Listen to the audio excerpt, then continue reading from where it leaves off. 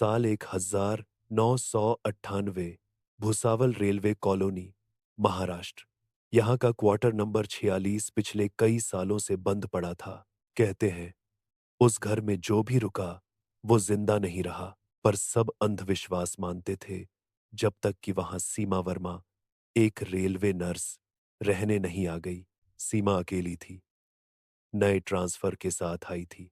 घर थोड़ा पुराना था, पर उसने सोचा सरकारी क्वार्टर है, क्या डरना। शुरू के कुछ दिन ठीक रहे, पर जल्द ही अजीब बातें होने लगीं।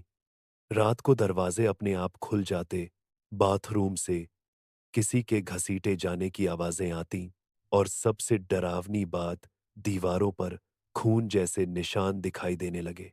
एक रात सीमा ने महसूस किया कि कोई उसके कमरे में चल रहा है। लाइट जलाने पर उसने देखा, उसके सामने रेलवे गार्ड की यूनिफॉर्म पहने एक आदमी, जिसकी आंखें बिल्कुल काली थीं। वो बोला, तुम्हें यहां नहीं रहना चाहिए, ये घर मेरा है।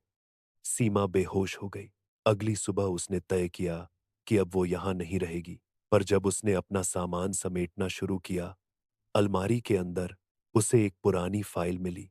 उस फाइल में था एक रेलवे गार्ड, रमेश पाटिल का नाम, और रिपोर्ट कि उसने 1987 में इसी क्वार्टर में अपनी पत्नी की हत्या की थी और फिर खुद ट्रेन के नीचे कूदकर आत्महत्या कर ली थी। सीमा सब समझ चुकी थी।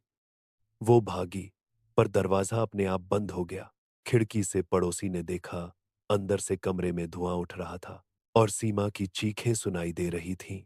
जब पुलिस पहुंची, कमरा अंदर से लॉक था। सीमा जमीन पर पड़ी थी, आंखें खुली, पर सांसें नहीं।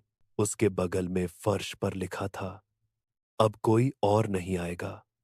मेरा घर अब पूरा हुआ। उस दिन से क्वार्टर नंबर 46 को सील कर दिया गया।